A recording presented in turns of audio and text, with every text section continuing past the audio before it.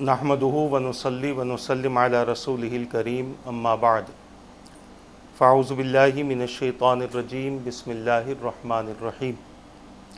لقد من اللہ علی المؤمنین اذ بعث فیہم رسولا من انفسہم یتلو علیہم آیاتہ ویزکیہم ویعلمہم الکتاب والحکمہ وإن كانوا من قبل لفی ضلال مبین آمنت باللہ صدق اللہ العظیم وصدق رسولہ النبی الامین المختار الکریم ونحن علی ذلک لمن الشاہدین والشاکرین والحمد للہ رب العالمین اللہم صلی وسلم وبارک علی سیدنا و مولانا محمد وعلی آلہ واصحابہ وبارک وسلم صلاۃ و سلاما دائما علیک وعلی آلک واصحابک یا رسول اللہ صلی اللہ تعالی علیہ وسلم۔ عزیزان ملت اسلامیہ، محترم ناظرین و سامعین کرام، قرآن کریم کے چوتھے پارے کے 8ویں رکوع کی درمیانی آیتوں میں سے ایک آیت مبارکہ کو تلاوت کرنے کا میں نے شرف حاصل کیا ہے۔ اللہ تبارک و تعالیٰ کا ارشاد مبارک ہو رہا ہے، جس کا معنی اور مفہوم یہ ہے: بے شک اللہ تبارک و تعالیٰ نے ایمان والوں پر احسان فرمایا کہ انہی میں سے رسول بھیجا جو ان پر اس کی آیتوں کو پڑھتے ہیں اور انہیں پاک کرتے ہیں اور انہیں کتاب و حکمت کی تعلیم دیتے ہیں، اگرچہ کہ وہ لوگ اس سے پہلے کھلی گمراہی میں تھے۔ انشاءاللہ تبارک و تعالی اسی معنی اور مفہوم کے تحت آپ حضرات کے سامنے حضور اکرم صلی اللہ تعالی علیہ وسلم کی بعثت کے حوالے سے اور آپ کی آمد کے حوالے سے چند ضروری اور اہم باتیں پیش کرنے کی سعادت حاصل کروں گا۔ جیسا کہ ہم اور آپ اس بات سے بخوبی واقف ہیں کہ رب قدیر نے اپنے حبیب پاک صلی اللہ تعالی علیہ وسلم کو لباس بشریت میں اس فرش گیتی پر 12 ربیع الاول کی صبح صادق پیر کے دن مبعوث فرمایا،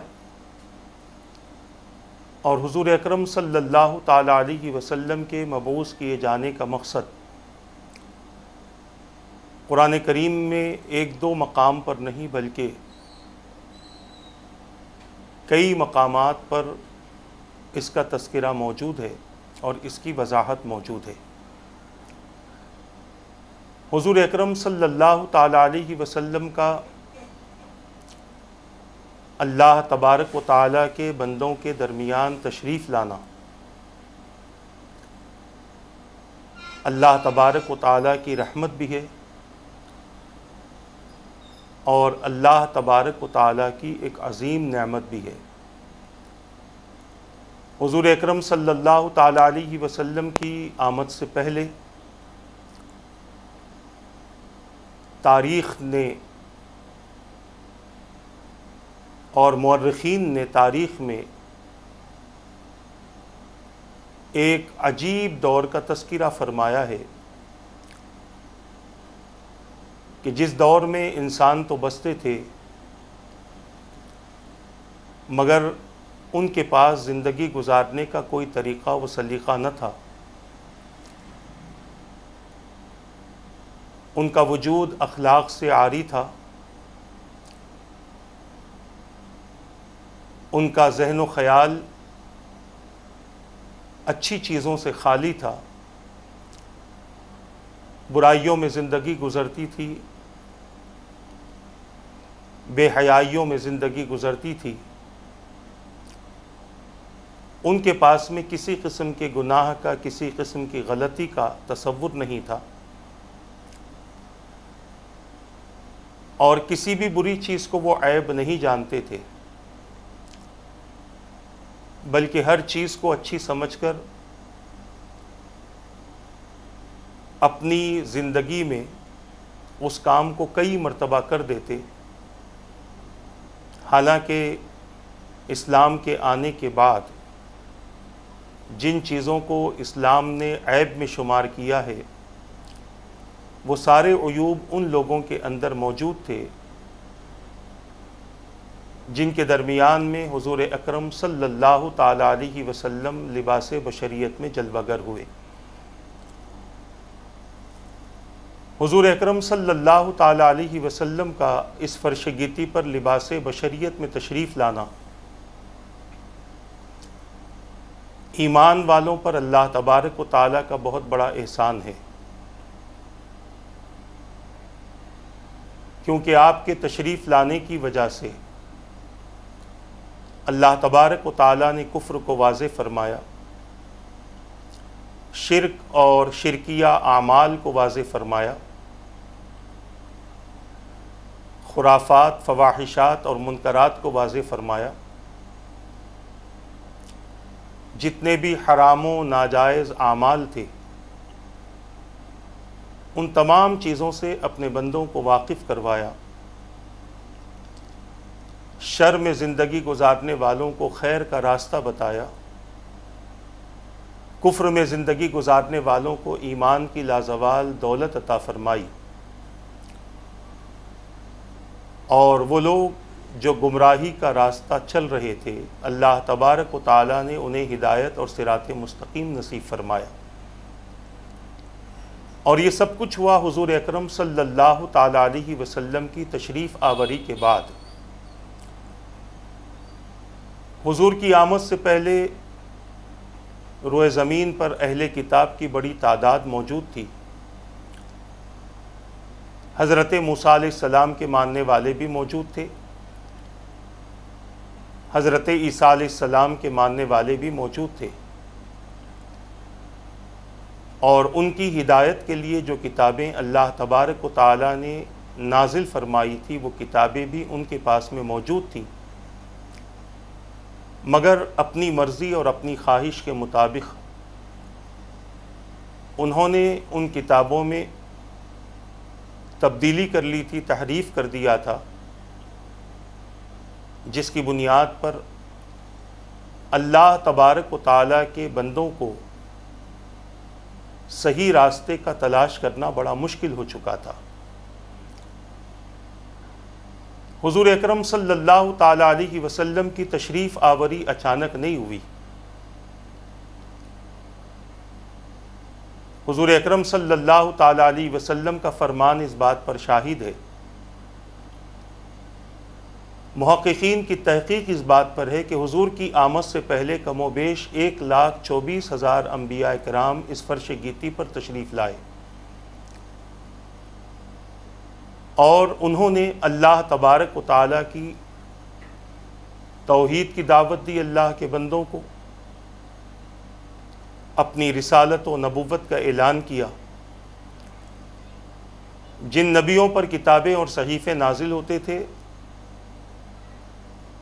وہ بڑی امانت کے ساتھ ان کتابوں کو، ان صحیفوں کو اور ان پیغامات کو اللہ کے بندوں تک پہنچاتے تھے،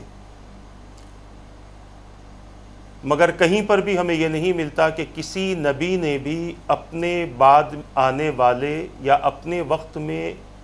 آنے والے کسی نبی کے تعلق سے اپنی امت کو بتایا ہو، سوائے حضور اکرم صلی اللہ تعالیٰ علیہ وسلم کی ذات مبارکہ کے، کیونکہ حضور اکرم صلی اللہ تعالیٰ علیہ وسلم وہ واحد اللہ کے محبوب نبی ہیں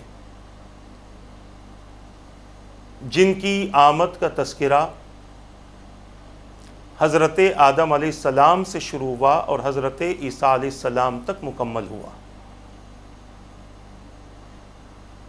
حضرت آدم علیہ السلام کو اس بات کا علم تھا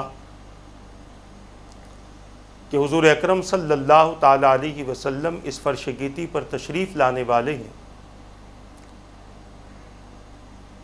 اور آپ کو یہ علم اس وجہ سے ہوا کہ جب اللہ تبارک و تعالیٰ نے آپ کو پیدا فرمایا تو آپ نے عرش پر اللہ کے نام کے ساتھ حضور کا نام لکھا دیکھا، جنت کے دروازوں پر، جنت کے درخت کے پتوں پر، حوروں کی پیشانیوں پر، غلمان کے سینوں پر، اور بھی بہت ساری جگہ حضور اکرم صلی اللہ تعالیٰ علیہ وسلم کا نام آپ نے دیکھا، اور سوال بھی کیا تو جواب یہی ملا کہ یہ تمہاری اولاد میں سے ہوں گے اور یہ خاتم النبیین رہیں گے۔ آدم علیہ السلام کو اللہ تبارک و تعالیٰ نے اس بات کا علم عطا فرمایا کہ ایک زمانہ اللہ کے بندوں پر ایسا بھی آئے گا کہ اللہ تبارک و تعالیٰ کے آخری نبی محمد الرسول اللہ صلی اللہ تعالیٰ علیہ وسلم کی صورت مبارکہ میں اللہ کے بندوں کے درمیان خاتم النبیین کی صورت میں تشریف لائیں گے۔ ان کی آمد کے بعد نبوت کے سلسلے کو ختم کر دیا جائے گا، مکمل کر دیا جائے گا، اور ان کی آمد کے بعد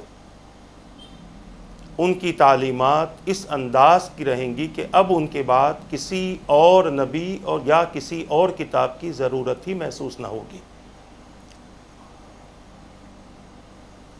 اسی لیے جب کئی انبیاء کرام نے حضور اکرم صلی اللہ تعالیٰ علیہ وسلم کے تعلق سے سماعت کیا،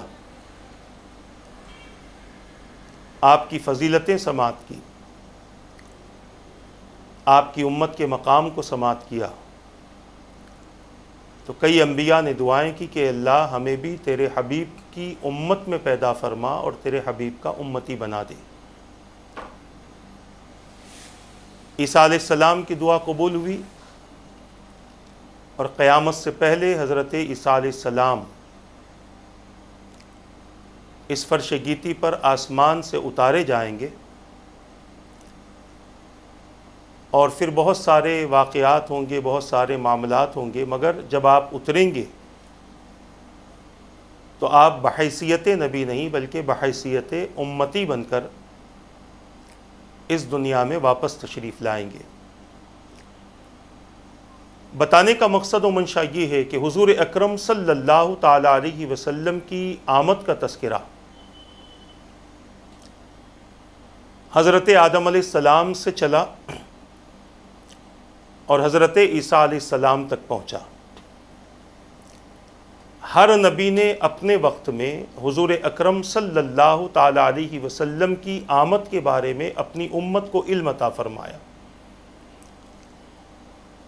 تاکہ ان کے رہتے اگر حضور اکرم صلی اللہ تعالیٰ علیہ وسلم تشریف لا لیں تو اللہ تبارک و تعالیٰ کے بندے جنہوں نے پہلے ہی سن رکھا تھا کہ حضور کو تشریف لانا ہے اور ہمارے نبیوں نے ان کے آنے کی بشارت دے دی ہے، تو پھر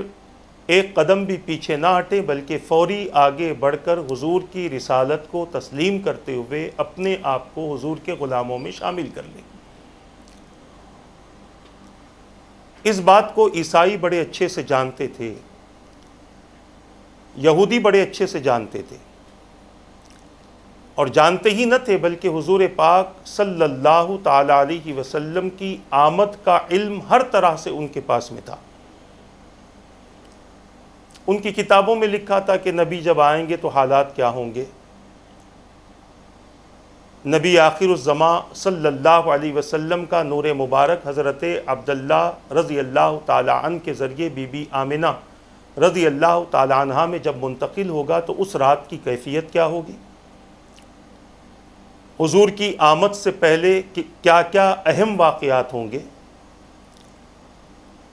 اور حضور اکرم صلی اللہ تعالیٰ علیہ وسلم کے نور مبارک کے منتقل ہونے کے بعد کیا حالات ہوتے رہیں گے،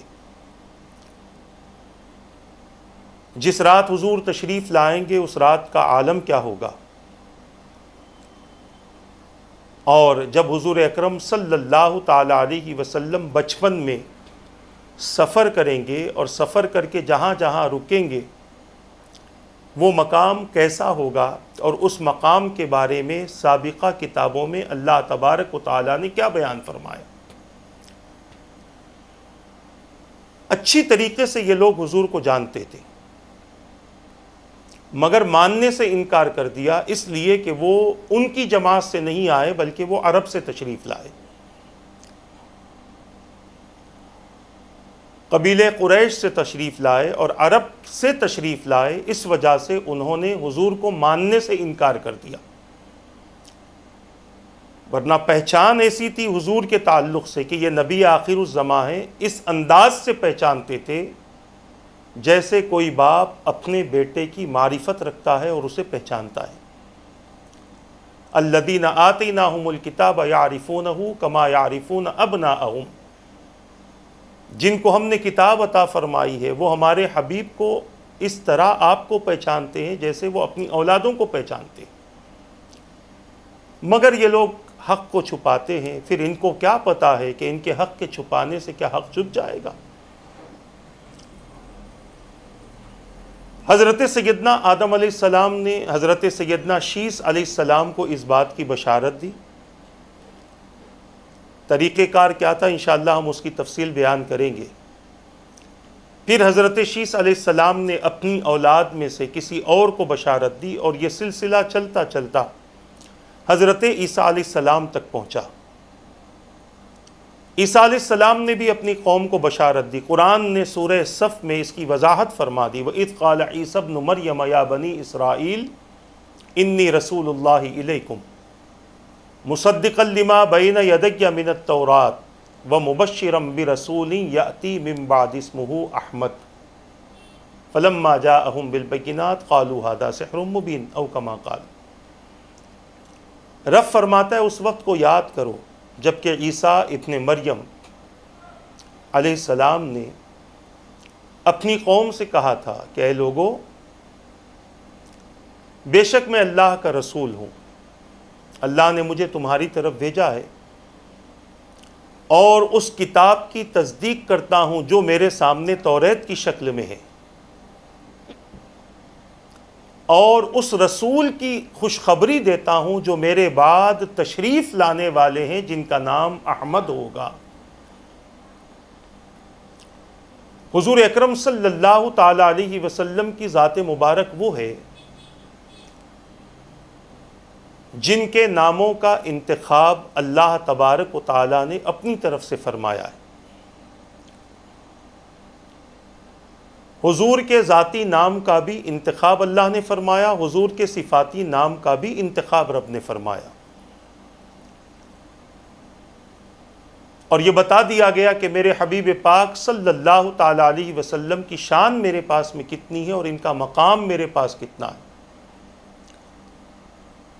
تاکہ کل کے دن کوئی یہ نہ کہہ سکے کہ حضور کا نام تو فلاں نے رکھا ہے،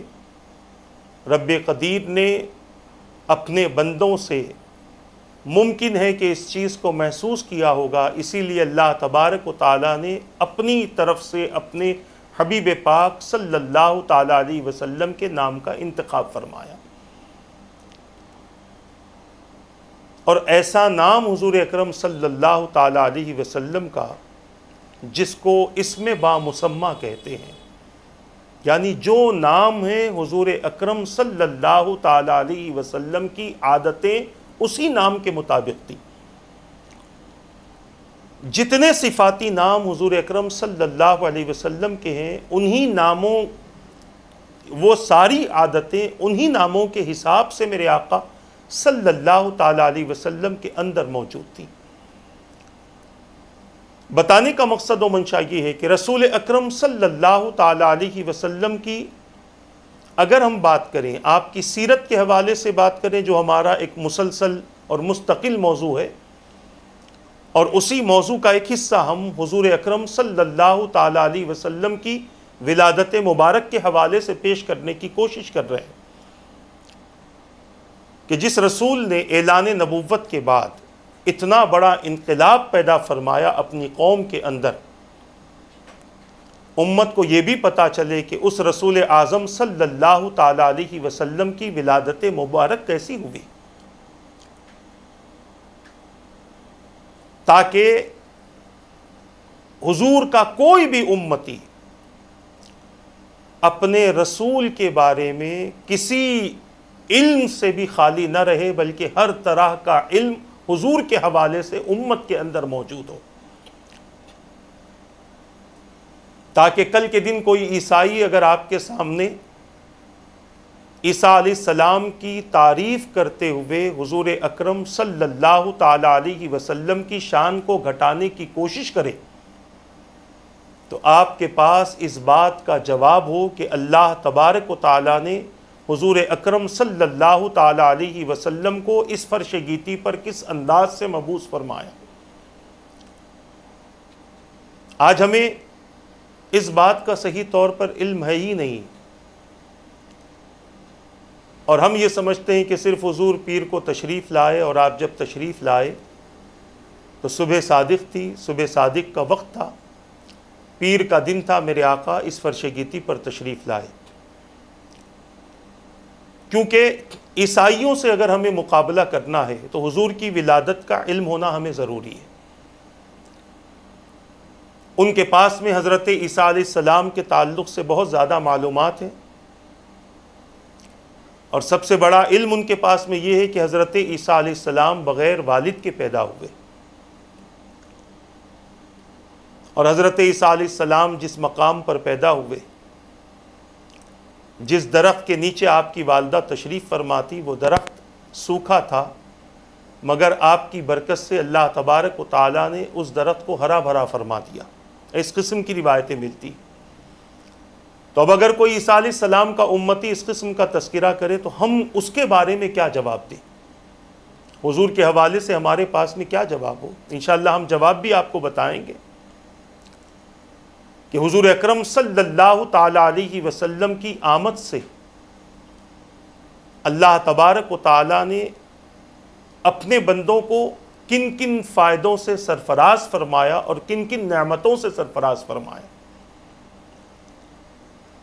اس کا علم ہمارے پاس میں ہونا ضروری ہے۔ تو عرض ہی کر رہا تھا کہ رب قدیر نے حضور اکرم صلی اللہ تعالی علیہ وسلم کو مبعوث فرمایا، تو میرے آقا صلی اللہ تعالی علیہ وسلم اچانک تشریف نہیں لائے، بلکہ کائنات میں بسنے والا ایک بڑا طبقہ اس بات سے بخوبی واقف تھا کہ نبی آخر الزماں صلی اللہ تعالی علیہ وسلم اس فرش گیتی پر تشریف لانے والے ہیں۔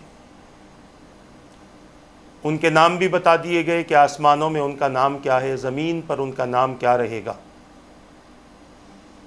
ان کا بچپن کیسے ہوگا، بچپن میں کہاں کہاں سفر کریں گے، ان کی جوانی کی عادتیں کیا ہوں گی، اعلان نبوت کے وقت میں کیا معاملات ہوں گے، اعلان نبوت کے بعد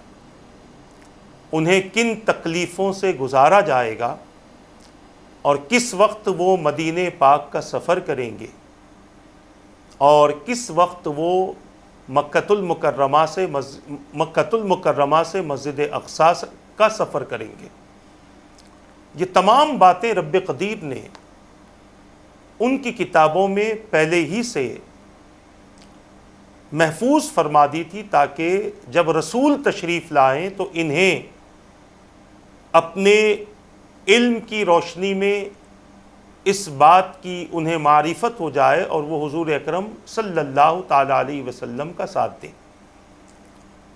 اسی لیے قرآن کہتا ہے الذین یتبعون الرسول النبی الامی الذی یجدونہ مکتوبا عندہم فی التوراۃ والانجیل، کہ حضور کا تذکرہ تو پہلے ہی سے توریت اور انجیل میں موجود ہے، آمد سے پہلے آمد مصطفیٰ کا تذکرہ ہو رہا ہے۔ اب یہاں پر کسی کو یہ اعتراض کرنے کا حق نہیں بنتا کہ تم لوگ میلاد النبی کے موقع پر اتنا ذکر رسول کیوں کرتے ہو۔ ہمارے پاس میں جواب یہ ہے کہ ہم اس لیے کرتے ہیں کہ حضور کے آنے سے پہلے جب حضور کا تذکرہ ہو سکتا ہے تو حضور اکرم صلی اللہ تعالی علیہ وسلم کے تشریف لانے کے بعد حضور کا ذکر کیوں نہ کیا جائے، حضور کی عادتوں کا ذکر کیوں نہ کیا جائے، حضور کے معجزات و کمالات و اختیارات کا ذکر کیوں نہ کیا جائے، حضور کے تصرفات کا ذکر کیوں نہ کیا جائے، حضور کی سیرت کا ذکر کیوں نہ کیا جائے۔ حضور کے چہرے انور، حضور کی آنکھ مبارک، حضور کی زبان مبارک، حضور کے گوشے مبارک، حضور کے دوشے مبارک، حضور کے دستے مبارک، حضور کے پائے مبارک، حضور کے سر انور کے بال مبارک سے لے کر پائے انور کے ناخن تک اللہ تبارک و تعالیٰ نے جن کے جسم پاک کی ہر شے کو اور جسم پاک کے ہر حصے کو رب قدیر نے معزز، محترم اور مکرم بنایا، اور ہر چیز کے ذریعے اللہ تبارک و تعالیٰ نے اپنے محبوب پاک صلی اللہ تعالیٰ علیہ وسلم کے جسم مبارک کی ہر عضو کو رب قدیر نے کمال والا بنایا۔ تو ہم ایسے رسول کا تذکرہ کیوں نہ کریں؟ اور ہمیں تو حکم دیا گیا وَاذْكُرُوا نِعْمَتَ اللَّهِ عَلَيْكُمْ، تم پر جو اللہ تبارک و تعالیٰ کی نعمت ہے اس کا ذکر کرو۔ وَأَمَّا بِنِعْمَتِ رَبِّكَ فَحَدِّثْ، جو رب نے تمہیں نعمتیں عطا فرمائی ہے اس کا خوب خوب چرچا کرو۔ ایک نعمت ہوتی ہے جو مختصر سے وقت کے لیے ہوتی ہے، اور ایسی نعمت جب آ کر چلی جاتی ہے تو بندہ بھول جاتا ہے۔ ایک نعمت ہوتی ہے جو ہمیشہ کے لیے رہتی ہے، اور اگر ہمیشہ رہنے والی نعمت کی ہم بات کریں تو وہ نعمت حقیقت حضور اکرم صلی اللہ تعالی علیہ وسلم کی ذات مبارکہ، کیونکہ بچپنا خدا کی نعمت ہے، ہمیشہ باقی نہیں رہتا، جوانی خدا کی نعمت ہے، ہمیشہ باقی نہیں رہتی، حسن خدا کی نعمت ہے، ہمیشہ باقی نہیں رہتے، دولت خدا کی نعمت ہے مگر ہمیشہ ساتھ نہیں رہتی، بیوی بچے خدا کی نعمت ہے، یہ بھی ہمیشہ ساتھ نہیں رہتے، زمین و جائیداد، مکانات و محلات یہ بھی خدا کی نعمت ہے مگر یہ ہمیشہ ساتھ نہیں رہتے۔ ایک نعمت ہے کہ جن کی دعائیں ہمارے پیدا ہونے سے پہلے ہمارے لیے تھیں، اور ہمارے پیدا ہونے سے لے کر مرنے تک جو ہمارے ساتھ ہیں، اور مرنے کے بعد قبر سے لے کر قیامت تک امت کے لیے جن کی دعائیں ہیں، اور قیامت کے دن اللہ کی بارگاہ میں جن کا سجدہ ہوگا اور اس سجدے سے امت کی سفارش ہوگی، اور وہ حقیقی نعمت حضور اکرم صلی اللہ تعالی علیہ وسلم کی ذات مبارکہ ہے۔ یہ وہ عظیم نعمت ہے جو اللہ تبارک و تعالیٰ نے اپنے بندوں کو عطا کر کے احسان کا تذکرہ فرمایا۔ اور پورا قرآن پڑھ لیں، رب قدیر نے حضور اکرم صلی اللہ تعالی علیہ وسلم ہی کے تعلق سے فرمایا لقد من اللہ علی المؤمنین، بے شک ایمان والوں پر اللہ نے احسان فرمایا۔ حقیقت میں احسان ہی ہے کہ ان کی وجہ سے ایمان ملا اور صراط مستقیم ملا۔ حضور اکرم صلی اللہ تعالی علیہ وسلم کی پوری حیات مبارکہ ہمارے لیے ایک بہترین نمونہ ہے،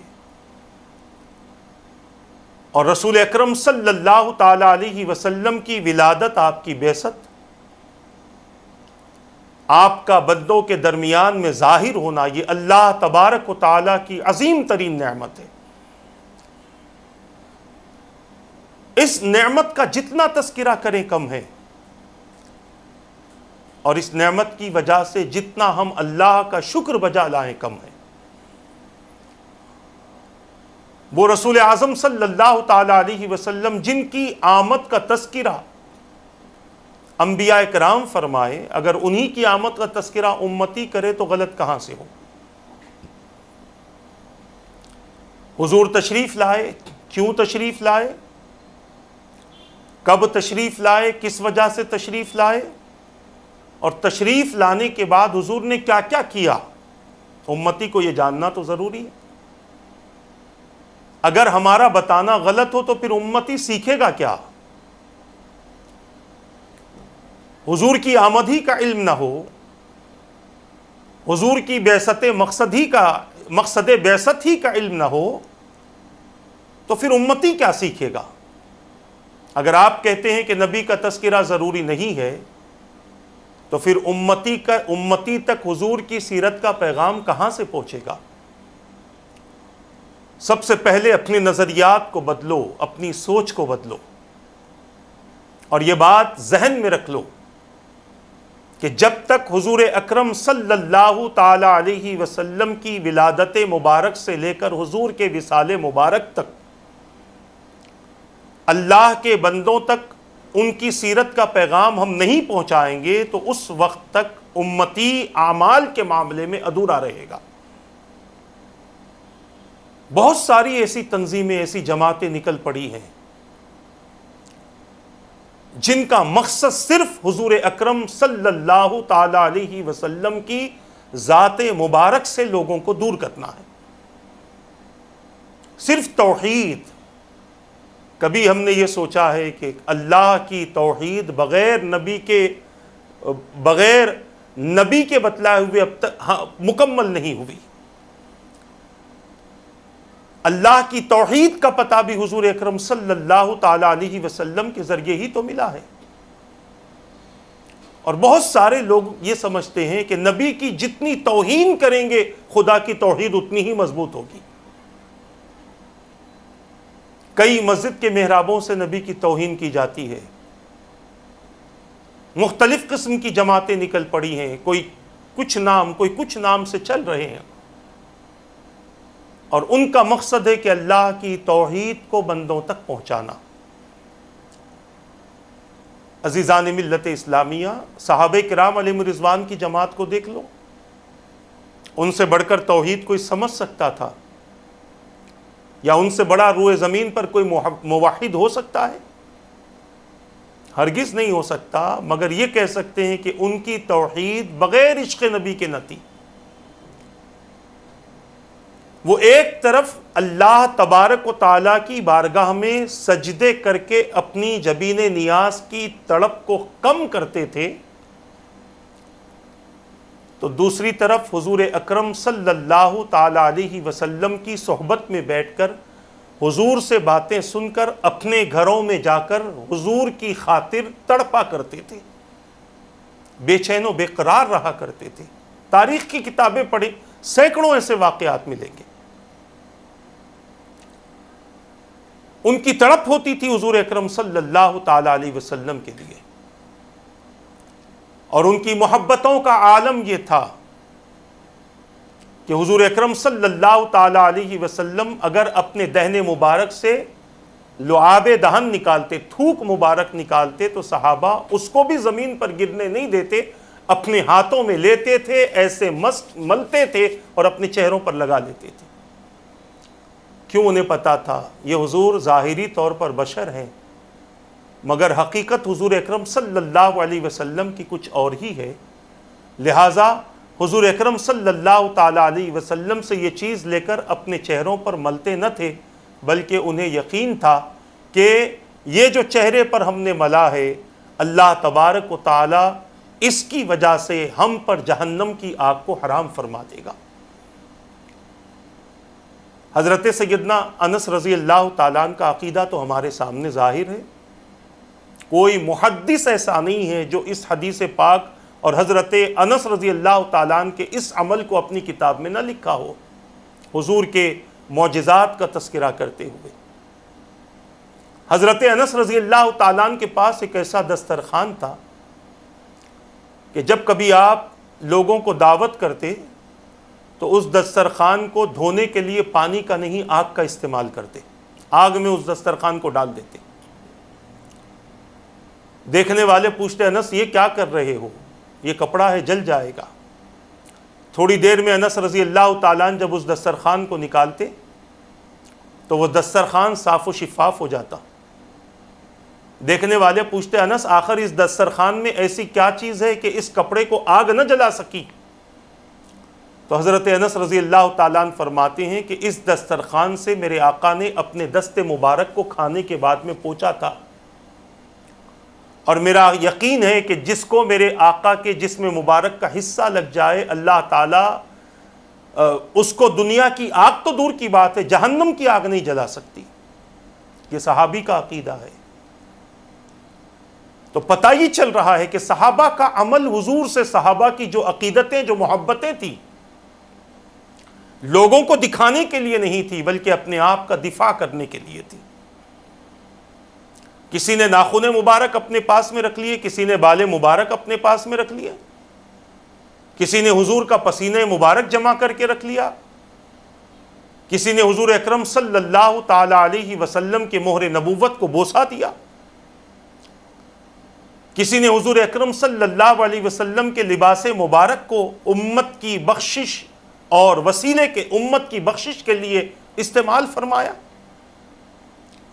ہزارہ باتیں ہیں، انشاءاللہ ہم سیرت النبی کے حوالے سے ایک ایک کر کے آپ کے سامنے پیش کریں گے۔ حضور کے سر مبارک سے لے کر، سر مبارک کے بال مبارک سے لے کر پائے مبارک کے ناخن مبارک تک، اللہ تبارک و تعالیٰ نے ہر چیز کو ایک کمال عطا فرمایا تھا، اور وہی چیز صحابہ کرام علیہم رضوان کی مد نظر تھی۔ تو میں عرض کر رہا تھا کہ حضور اکرم صلی اللہ تعالی علیہ وسلم کو اللہ تبارک و تعالیٰ نے ایمان والوں کے لیے احسان کا تذکرہ فرمایا کہ ایمان والوں پر بے شک اللہ نے احسان فرمایا، اور یہ اللہ تبارک و تعالیٰ کا احسان ہی ہے کہ حضور کے تشریف لانے کے بعد گمراہی چھٹ گئی اور ایمان کی روشنی آ گئی، کفر مٹنے لگا اور ایمان اس پر حاوی ہونے لگا۔ جو رسول اس انداز سے تشریف لائے کہ جن کا آنا خدا کا احسان ہو، اور جن کے اعلان نبوت کے بعد جن پر قرآن کی آیتوں کا نزول اللہ کے رسول صلی اللہ تعالی علیہ وسلم کی طرف سے امت کے لیے تلاوت اور ہدایت کا ذریعہ بنے، کتاب و حکمت کی تعلیم دی جائے اور ان کا تزکیہ کیا جائے جو لوگ پہلے ہی سے گمراہی میں تھے۔ اور پھر میں کہتا ہوں کہ یہ رسول اچانک تشریف نہیں لائے، بلکہ مورخین نے اس پر بڑی تحقیقیں کی ہیں، اور قربان جائیے صحابہ کرام علیہم رضوان کی زندگیوں پر کہ انہوں نے حضور اکرم صلی اللہ تعالی علیہ وسلم سے جہاں نماز، روزہ، زکوٰۃ و حج، حقوق اللہ اور حقوق العباد کے حوالے سے سوالات فرمائے، وہیں پر حضور اکرم صلی اللہ تعالی علیہ وسلم سے اس بات کا بھی سوال کیا گیا کہ یا رسول اللہ صلی اللہ تعالی علیہ وسلم، بہت ساری چیزوں کا علم آپ سے ہمیں ملا، انسان کی ابتدا سے لے کر انتہا تک اس کے وجود کے ایک ایک حصے کے بارے میں ہمیں معلومات حاصل ہوئی، زمین کب بنی، کیسے بنی یہ بھی پتا چلا، آسمان کب بنا، کیسے پتا یہ بھی پتا چلا، اللہ کا عرش کیسے بنا یہ بھی پتا چلا، کون سے دن اللہ نے کیا چیز پیدا فرمائی یہ بھی آپ نے ہمیں بتا دیا۔ اب ایک سوال حضور سے کیا گیا کہ یا رسول اللہ صلی اللہ تعالی علیہ وسلم، اللہ تبارک و تعالی نے کائنات میں سب سے پہلے کون سی چیز پیدا فرمائی؟ یقیناً ظاہری طور پر یہ بڑا عجیب سوال ہے۔ حضور اکرم صلی اللہ تعالی علیہ وسلم نے صحابہ کے اس سوال پر کبھی اعتراض نہیں فرمایا، کئی مرتبہ حضور سے یہ سوال کیا گیا، اور الگ الگ انداز سے الگ الگ راویوں نے حضور اکرم صلی اللہ علیہ وسلم سے یہ سوال کیا۔ میرے آقا صلی اللہ تعالی علیہ وسلم سے صحابہ کا یہ سوال کرنا ان کے عقیدے کو ظاہر کرتا ہے کہ صحابہ کا عقیدہ حضور کے لیے کیا تھا۔ آج کل کے مولوی تو حضور اکرم صلی اللہ تعالی علیہ وسلم کے علم غیب کا انکار کرنے کے لیے عجیب و غریب صورتیں اختیار کر لیتے ہیں۔ کبھی قرآن کی وہ آیتیں حضور اکرم صلی اللہ تعالی علیہ وسلم کے علم غیب کے انکار کے لیے پیش کر دیتے ہیں، جن آیتوں کو اللہ تبارک و تعالیٰ نے کافروں کے سوال کی صورت میں نازل فرمایا اور ان کے جواب کی صورت میں نازل فرمایا، اور ان آیتوں کی طرف ان کی توجہ جاتی بھی ہے تو دماغ کام نہیں کرتا جہاں پر رب قدیر نے اپنے حبیب کے علم غیب کو ظاہر فرمایا ہے۔ عزیزان ملت اسلامیہ، آج سب سے پہلے ایسے بدعقیدہ لوگوں سے بچنے کی ضرورت ہے جو اپنے نبی کی ذات پر اعتراض کرتے ہیں اور ان کی شان میں تنقیص اور کمی کرنے کی کوشش کرتے ہیں۔ ایسے گندے ذہن لوگ، ایسی گندی ذہنیت رکھنے والوں سے اپنے آپ کو محفوظ کرو، ورنہ کہیں ایسا نہ ہو کہ ہمارا عقیدہ برباد ہو جائے اور ایمان صحیح عقیدے کی بنیاد پر باقی رہتا ہے، غلط عقیدے کی بنیاد پر بندے کے پاس میں ایمان باقی نہیں رہتا۔ اللہ کے بے شمار بندوں نے حضور اکرم صلی اللہ تعالی علیہ وسلم کی فضیلت کو جمع کر کے اللہ کے بندوں تک پہنچایا، تو بعض جہلا نے، بعض احمقوں نے، سفہا نے حضور اکرم صلی اللہ تعالی علیہ وسلم کے حوالے سے ایسی روایات کو تلاش کرنے کی کوشش کی، ایسی آیتوں کو تلاش کرنے کی کوشش کی کہ جن سے ان کی تلاش کا مقصد یہ تھا کہ ان آیتوں کے ذریعے لوگ حضور اکرم صلی اللہ تعالی علیہ وسلم کی شان میں تنقیص کریں اور حضور اکرم صلی اللہ علیہ وسلم کی توہین کرتے رہیں۔ کبھی میرے آقا کے علم پر اعتراض اٹھایا گیا، اعتراض کیا گیا، کبھی میرے آقا کے عمل پر اعتراض کیا گیا، میرے آقا کے اختیارات پر اعتراض کیا گیا، کمالات اور معجزات پر اعتراض کیا گیا، اور کبھی حدیث کے الفاظ کچھ رہے سمجھایا کچھ گیا، قرآن کی آیتیں کچھ رہیں سمجھایا کچھ گیا۔ اور یہ سب کرنے والے کوئی غیر مسلم نہیں تھے۔ ہاں اتنا کہہ سکتے ہیں کہ یہودیوں کے اشاروں پر کام کرنے والے وہ ایجنٹ تھے جو بظاہر تو مسلمان تھے مگر ان کی تنخواہوں پر پل کر اپنی زندگی کو درست کرنے کے لیے حضور کی شان میں توہین کرتے تھے، اور بڑی بڑی کتابیں حضور کی شان میں توہین کر کے انہوں نے لکھ دی اور اسے فری بانٹا گیا۔ آج بھی کئی کتابیں فری بانٹی جاتی ہیں، اور خصوصاً جو کتاب فری بانٹی جاتی ہے ان میں اکثر وہ کتابیں ہوتی ہیں جن میں حضور کی تنقیص ہوتی ہے اور حضور اکرم صلی اللہ تعالی علیہ وسلم کی شان مبارک میں عیوب نکالے جاتے ہیں۔ آج کے دور میں بھی یہ فتنہ چل رہا ہے، اور اب تو بڑی تیزی سے چل رہا ہے۔ بڑے بڑے مقامات پر، کہ جن مقامات کو اللہ تبارک و تعالیٰ نے اپنے حبیب کے ذریعے ظاہر فرمایا، آج ان مقامات پر بھی رسول اکرم صلی اللہ تعالی علیہ وسلم کی شان کو گھٹانے کے لیے کئی ایسے خبیث النفس اور علماء سو کا استعمال کیا جاتا ہے کہ جو اپنی چرب زبانی اور اپنی غلط بیانی سے لوگوں کے عقیدوں کو تباہ و برباد کرتے۔ لوگ کہتے ہیں مدینے میں کیسے ہو سکتا ہے، مکے میں کیسے ہو سکتا ہے، وہاں کوئی غلط کیسے بول سکتا ہے۔ عزیزان ملت اسلامیہ، مدینہ اور مکہ نہ دیکھیں بلکہ بولنے والے کی زبان دیکھیں کہ وہ نبی کے تعلق سے کیا گفتگو کر رہا ہے۔ جو حضور کی مزار مبارک کو بتا کر یہ کہے کہ یہ زندہ نہیں ہے اپنی قبر مبارک میں، جو حضور کی گنبد مبارک کو بتا کر کہے کہ روئے زمین پر یہ سب سے بڑا بت خانہ ہے معاذ اللہ، آج مسلمان بڑی خوشی سے ایسے لوگوں کی پیروی کر رہا ہے۔ میں سب کی بات نہیں کر رہا، چند ایسے افراد ہیں جو بڑی خوشی سے ان کی پیروی کر رہے ہیں،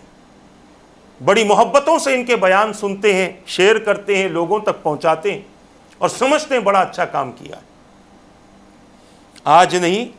کل پتہ چلے گا آنے والے دور میں پتہ چلے گا کہ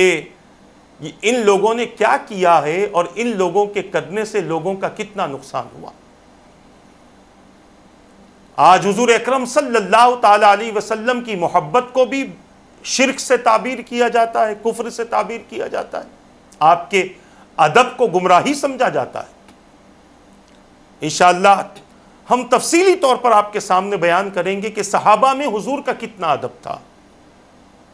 اور حقیقت میں یہ لوگ اس دور میں ہوتے تو فاروق اعظم رضی اللہ تعالیٰ عنہ روزانہ ہزاروں کی گردن اڑا دیتے اس قسم کے لوگوں کی۔ خیر، مجھے بتانا یہ ہے کہ جو رسول اکرم صلی اللہ تعالی علیہ وسلم کے بارے میں صحابہ کا یہ عقیدہ تھا کہ یہ رسول جب ہر چیز کی خبر دے رہے، یہاں تک کہ زمین میں بسنے والی ہر مخلوق کا علم میرے آقا صلی اللہ تعالی علیہ وسلم نے اپنے وقت میں اپنے صحابہ کو عطا فرمایا۔ حضرت امام احمد ابن حنبل رضی اللہ تعالیٰ عنہ مسند میں یہاں تک کہ ایک حدیث پاک نقل فرماتے ہیں کہ صحابہ کرام علیہ رضوان کے بارے میں فرمایا کہ حضور اکرم صلی اللہ تعالی علیہ وسلم نے صحابہ کو قیامت تک کا وہ علم عطا فرمایا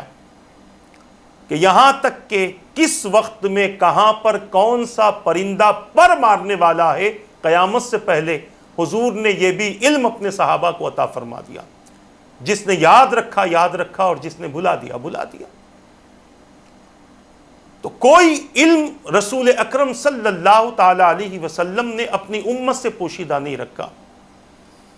کیوں؟ ایک وجہ یہ بھی تھی کہ میرے آقا صلی اللہ تعالی علیہ وسلم اس بات سے بھی بخوبی واقف تھے کہ ایک زمانہ یہ بھی آئے گا کہ کھوج ہوگی، تحقیق ہوگی، اور تحقیق کرتے کرتے لوگ کئی باتیں کریں گے، اور پھر بعض یہ نہ کہیں کہ ہمارے قرآن میں تو یہ نہیں ہے، ہمارے حدیث میں تو یہ نہیں ہے۔ چاہے وہ کھوج علم طب کے حوالے سے ہو، علم حیوانات کے حوالے سے ہو، جمادات کے حوالے سے ہو، نباتات کے حوالے سے ہو، پرندوں کے حوالے سے ہو، کیڑے مکوڑوں کے حوالے سے ہو، دریائی جانوروں کے حوالے سے ہو، سمندری مخلوق کے حوالے سے ہو، زمین کے اندر رہنے والی مخلوق کے حوالے سے ہو، کچھ بھی ہو،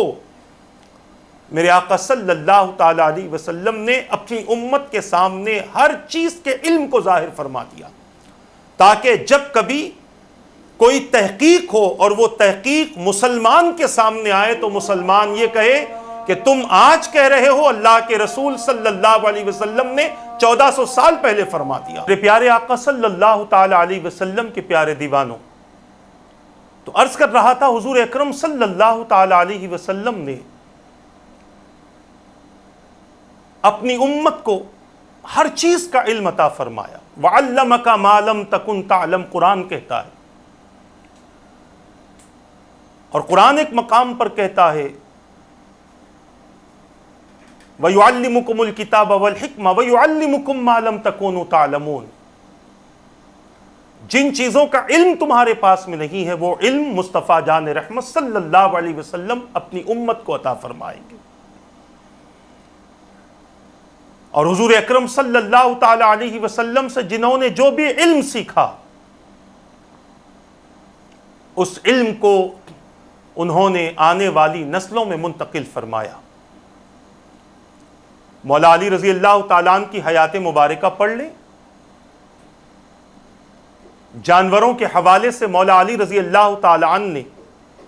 اپنے اقوال کے ذریعے جو علم ہم تک پہنچایا ہے، یقیناً اس کو سننے کے بعد بڑی حیرت ہوتی ہے کہ کس طریقے سے مولا علی رضی اللہ تعالیٰ عنہ کی تحقیق تھی۔ امام جعفر صادق رضی اللہ تعالیٰ عنہ کے حوالے سے آپ پڑھ لیں کہ کس طریقے سے آپ کو انسان کے پورے جسم کا علم تھا، جسم کے اندر کون سی چیز کہاں پر ہے، کتنی مقدار میں ہے، کون سی چیز کس چیز کو کیسی قوت دیتی ہے، اور اس چیز کا وہاں پر رہنے کا مقصد کیا ہے، سر پہ بال کیوں ہیں، آنکھوں کے درمیان میں ایک ناک کیوں بنائی گئی؟ ناک میں 2 سوراخ کیوں ہیں؟ ہونٹ کو ایسے کیوں بنایا گیا؟ دل ایسا کیوں بنایا گیا؟ پیروں میں جوڑ کیوں رکھے گئے؟ اور پیروں کے جوڑ کو سامنے کیوں رکھا گیا، پیچھے کیوں نہیں رکھا گیا؟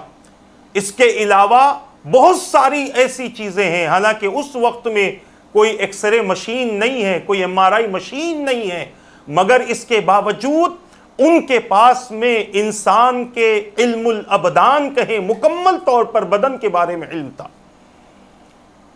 یہ علم ملا کہاں سے؟ مصطفیٰ جان رحمت صلی اللہ تعالی علیہ وسلم کے اقوال سے ملا ہے، حضور کی صحبت سے ملا ہے۔ تو جس صحابہ کے سامنے حضور نے یہ اتنے سارے علوم بیان فرمائے، تو وہ صحابہ اپنے عقیدے کو ظاہر کرتے ہوئے حضور اکرم صلی اللہ علیہ وسلم سے بڑا ہی دلچسپ اور بڑی ہی عقیدت والا سوال کرتے، اور حضور سے وہ عقیدت والا سوال یہ ہے کہ یا رسول اللہ صلی اللہ علیہ وسلم،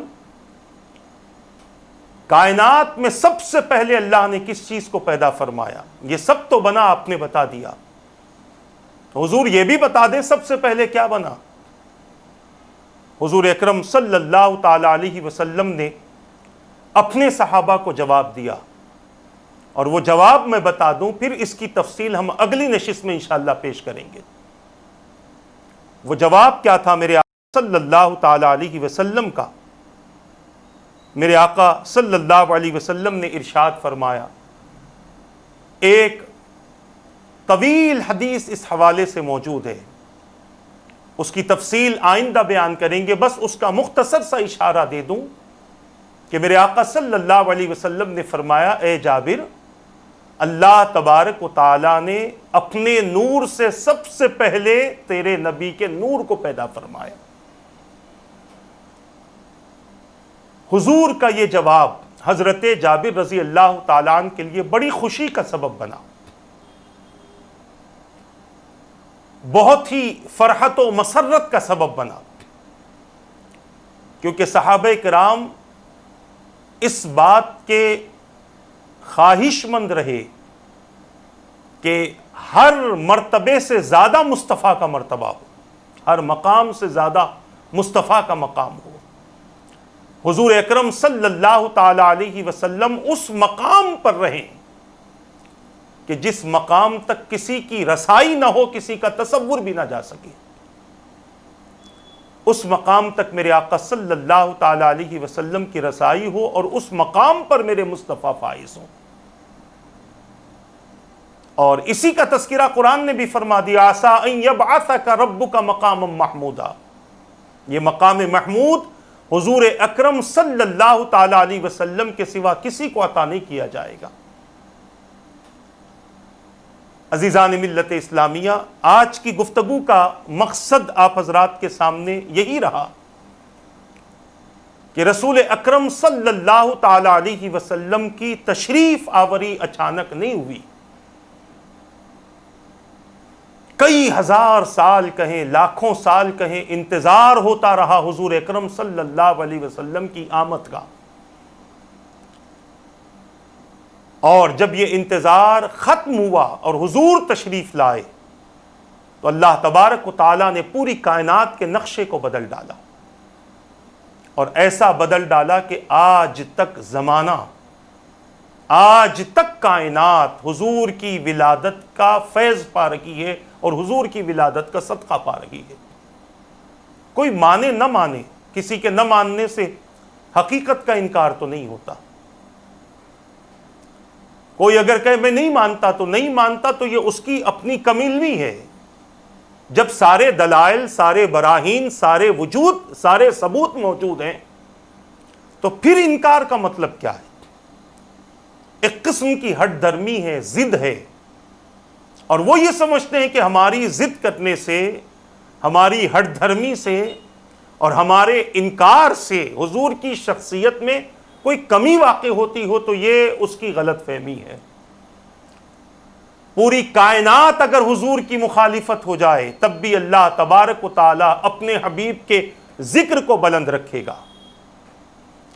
اپنے حبیب کی شان کو بلند رکھے گا، اپنے حبیب کے مقام کو بلند رکھے گا۔ اگر پوری کائنات بھی حضور کی مخالف ہو جائے، کچھ نہیں ہو سکتا۔ اگر حضور کی مخالف بھی ہو گئے، پھر بھی اذانوں میں نام تو مصطفیٰ کا لینا ہے، نمازوں میں سلام تو مصطفیٰ پر پڑھنا ہے، اقامت میں حضور کا نام تو لینا ہی ہے۔ بتاؤ کہاں کہاں سے تم حضور کی شان کو ختم کرنے کی کوشش کرو گے؟ اسی لیے بہتر ہے کہ اگر اپنے آپ کو اللہ کی بارگاہ کا مقبول و مشہور بندہ بنانا ہو تو حضور اکرم صلی اللہ تعالی علیہ وسلم سے با ادب ہو کر محبت کرو، بے ادب ہو کر نہیں۔ بے ادب بھی محبت کے دعوے کرتے ہیں، مگر ان کی محبتوں میں حضور اکرم صلی اللہ تعالی علیہ وسلم کی شان میں تنقیص ہوتی ہے، اور اس کو وہ تنقیص نہیں سمجھتے، اسے وہ گستاخی نہیں سمجھتے۔ اسی لیے ہمارے اکابرین نے فرمایا کہ اپنے جسم کا لباس پرانا ہو بدل لو، جسم کے اپنے پیر کے جوتے خراب ہو جائیں بدل لو۔ یہ مثال دیتے ہوئے سمجھایا جو چیز پرانی ہو بدل لو، مگر کبھی بھی اپنے پرانے عقیدے کو نئے عقیدے سے تبدیل نہ کرو، کیونکہ جو پرانا عقیدہ صحابہ سے، اولیاء سے، ائمہ سے، اکابرین سے ہم تک چلتا ہوا آیا ہے، یہ عقیدہ غلط نہیں ہو سکتا۔ جس عقیدے پر 1400 سال سے ایک بڑی جماعت چل رہی ہے، آج نئی نئی باتیں کر کے چھوٹی چھوٹی جماعتیں بنا کر اس بڑی جماعت کو نقصان پہنچانے کی کوشش کی جاتی ہے۔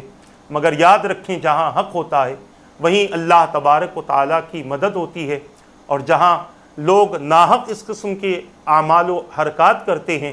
تھوڑے سے وقت کے لیے انہیں لگتا ہے کہ ہم کامیاب ہیں، ہمارا تو جم غفیر ہو رہا ہے، بڑے بڑے اجتماع ہو رہے ہیں، تھوڑا سا انہیں لگتا ہے، مگر جب اللہ کی پکڑ ہوگی تو پھر دنیا کی کوئی طاقت انہیں چھڑا نہیں سکتی۔ آج صرف میں نے آپ کے سامنے عرض کیا ہے کہ حضور کی آمد کا تذکرہ اللہ تبارک و تعالیٰ نے انبیاء سے کروایا ہے، اور انبیاء کرام نے جب حضور کی آمد کا تذکرہ کیا تو یہ ہمارے لیے سنت بن گئی کہ نبی کا ذکر کرنا، حضور کی ولادت کا تذکرہ کرنا، حضور کی بعثت کا تذکرہ کرنا، یہ انبیاء کی سنت ہے۔ اللہ تبارک و تعالیٰ سے دعا ہے رب قدیر جو کچھ کہا گیا کہنے میں غلطی ہو تو اپنے حبیب کے صدقے معاف فرما دے۔ ان باتوں پر مجھے اور ان سب کو عمل کرنے، ان باتوں کو دوسروں تک پہنچانے کی توفیق عطا فرما برحمتک یا ارحم الراحمین، وما علینا الا البلاغ۔ السلام علیکم ورحمۃ اللہ وبرکاتہ۔